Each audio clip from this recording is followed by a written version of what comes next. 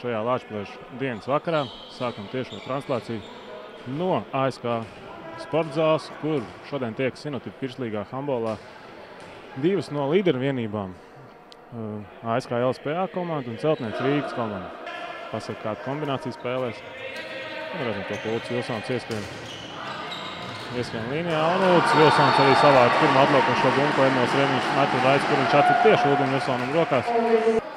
Redzam, to, ka Dmitrijs Ulgāts ieskrien. Un ļoti spēcīgs metiens un Raids Puriņš visticamāk neredzēja metienu brīdi. Ukraina leģionārs, kurš otro sezonu spēlē Latvijas handbola virslīgā, šogad tā ir Sinotipa virslīga. Un pirmo reizi no visā sezonā Vladimirs Maslāks aizmet garām 7 metru sodu metienu. Redzam to, ka tā ir vietu maiņa. Un Vladimirs Maslāks arī gūst savai komandai 4. vārdus. Protams, jā, tas ir liels tāds zaudējums komandai, jo tas ļoti atvieglot arī manuprāt, arī Austrika Minska darbību, ilgadējs ASK spēlētājs. Ļoti labi izlauzās Emils Reniņš. Varbūt sākumā likās, ka viņš nenoķēra bumbu. Pirmais brīdinājums Mārim Greberim. Austrika Minska tieši šajā brīdī mēģina iespēlēt Mārim līnijā bumbu. Tiek atšifrēts šis gājiens. Un Roberts Freibergs panāk +2. Protams, ir grūti vārdsargam darboties, ir mazākums. Labi izspēlē uz Žanu Malahovu. Artūrs Lazdiņš. Kļūdās Aleksejs Sasuļins. Emils Reniņš izlauzās, apspēlē Artūru Lazdiņu. Redzēsim, kā izspēlēs arī vietu maiņu.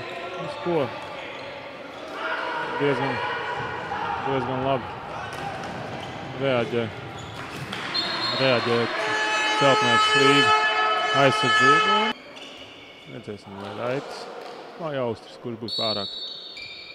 Austris nomāra un ļoti filigrāni būtu maigi teikt. Varbūt neatļaut turēts, bija Lauris Eglītis un Vladimirs Maslāks šoreiz ar otro piegājumu nekļūdās. Ilgi spēlēs, protams, pacietīgi spēlēs.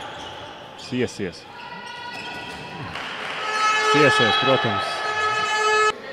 Labi, ka Mārtiņam Rankam viss ir kārtībā. Austris dots izpildīt savu otro sodu metienu. Šodien Austris īstenībā pārsteidz ar sodu metienu izpildīšanu. Viegli zaudēt vārtu. Vairāk man jāspēlē 40 sekundes. Austris atkal iespēlē Mārtiņam Rankam un Rankas šoreiz bez grūdiem mugurās pārspēja Raiti Puriņu. Vladimirs Maslāks, Gunts ciematnieks, Lauris Eglītis kļūdās. Emils Reniņš dodas pusā ātrajā uzbrukumā. Un samazina rezultāts tā, ka ir 4 vārtiem izdodās tas, ko Dmitrijs Brežņikovs arī gribēja. Pagaidām komandas ir laba aizsardzība, ir asi, bet emocijas ir diezgan maz, jo ir pārsvarā visu pirmo puslaiku ir vadībā bijuši Celtnieks Rīgas komandas spēlētāji. Labi aizsardzībā šo gājienu atšifrē. Celtnieks komanda iespēle līnijā Rankam. Neprecīzi Žans Malahovs.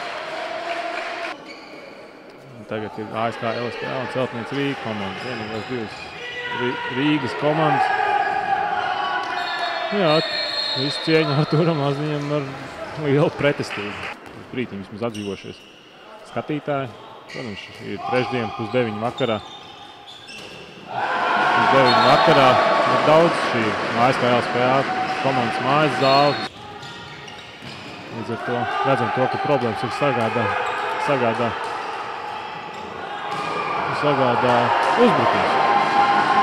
uzbrukums.